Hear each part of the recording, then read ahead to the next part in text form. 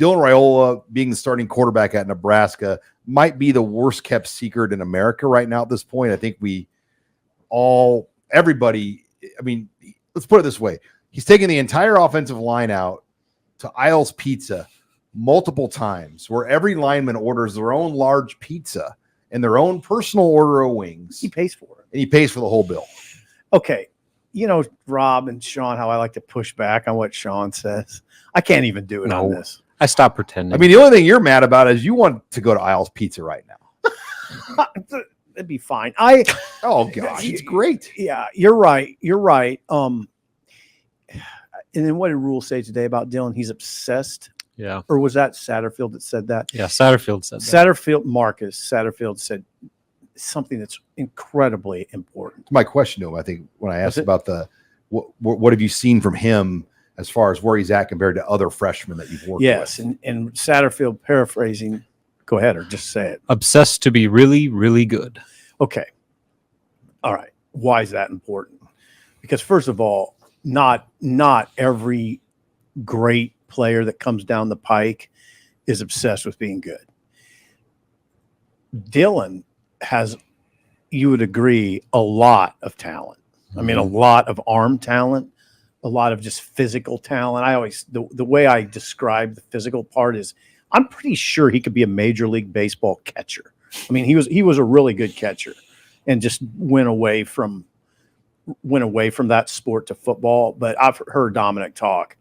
What kind of catcher do you think that was? I mean, what do you think about his arm? Mm-hmm.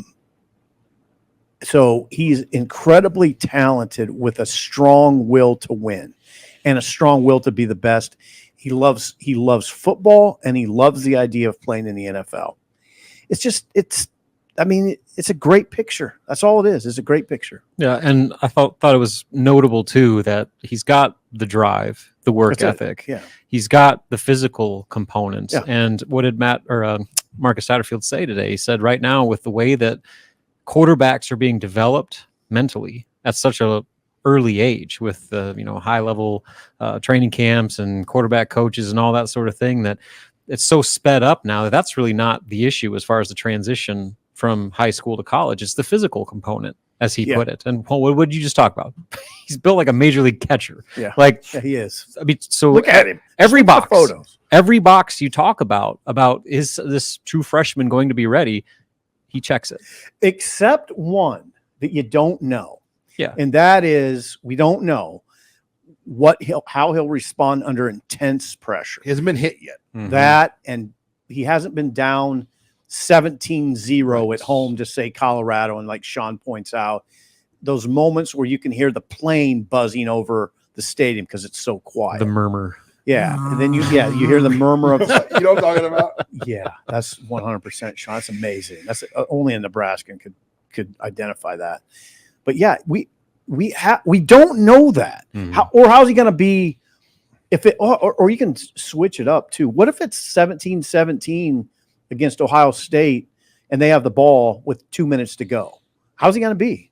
I mean, I don't know that. Well, how's he going to be under that kind of pressure? This is I want to say a bad example, but Tanner Lee was great not getting hit, like threw the ball perfect all the time. He ended up being a draft pick as a quarterback, but when the pressures broke down and he didn't have the receivers that the offense had the year before, he got exposed pretty badly for Mike Riley as a draft pick. Right.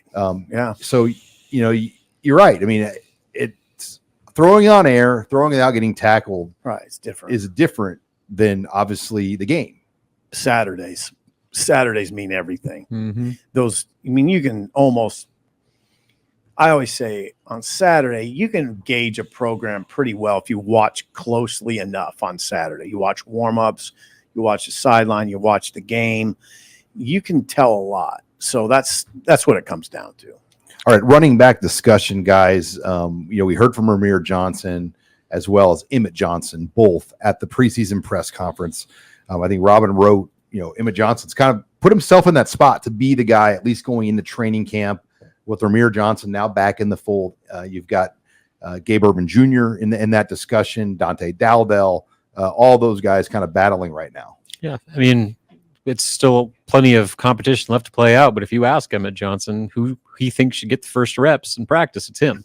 And he feels like he earned that right, which it's hard to argue. He was the guy that started 6 of the final 7 games. He had played more snaps than any running back on the roster. Yeah. And like, so he's the one guy that went out there and did it. Yeah. And so I agree. I think at this point, he is the guy. And then the other guys are, it's going to be an open competition. But if you're going to try to say who is your number one back going into the start of fall camp, I find it hard pressed to say somebody other than Emmett Johnson.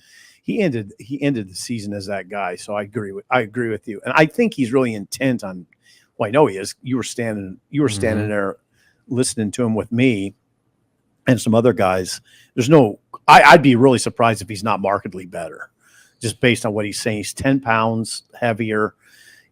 Feels like he's more elusive. Robin, he's seeing the field better is one thing too. Yeah, and you were standing there. He's really confident.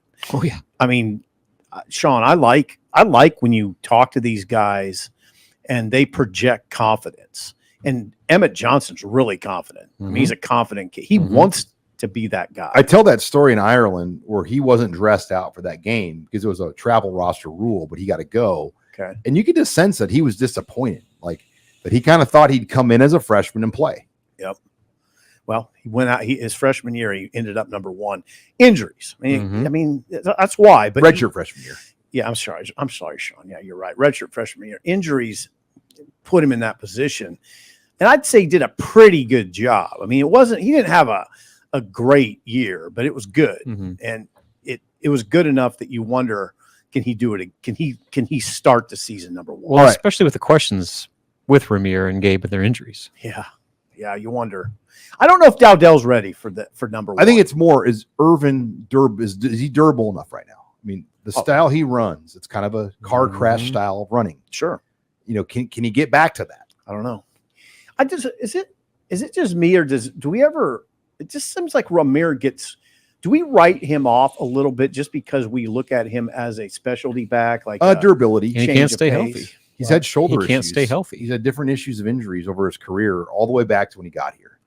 When healthy, he's proven to be pretty darn effective in a lot of ways, but just hasn't happened. All right, quickly, guys, I want to hit on Micah Mazuka too in the offensive headlines because good job, Sean. Of all the newcomers they brought in, the transfers, there were a lot of good ones, but Micah Mazuka was kind of they thought he was going to come here 2 years ago, and he ended up picking Florida, leaves Florida, comes here. I mean, whatever they got him for in terms of NIL and whatnot, it appears to be well worth it. This guy's going to really help this offensive line potentially. I think so. I mean, Jamari Butler was asked who's the toughest guy he faces in practice, and Robin was standing there, as was I, and he right away he said Micah Mazuka, and just said he's just tougher than hell, dog. He used the DAWG. So that could be your left guard. It could be your left guard. I don't know that I would just hand him that spot right now, but man, if you listen, sure looks like the front runner at this point, especially when you pair it with the way they were talking about it at Big Ten Media Days out in Indianapolis, where Ty Robinson, who's notable not only because he goes up against him in practice, they have a locker right next to each other. And so Ty has been there every day with Micah as he kind of went through that shaky start to his career where Matt Rule said he had to adjust to the standard here at Nebraska and what it kind of entails on a day-to-day basis. Well, that evolution has really come into shape. And Ty talked about that a little bit to where like he's acclimated now. He understands what's expected of him, and he's done a great job of being himself while also trying to find his way into their tight-knit group. So it seems like that part of it was kind of the only question about can he do the things necessary to keep himself in that conversation on and off the field. And by all accounts, listen, everybody that's talked about him, he's doing exactly what they want.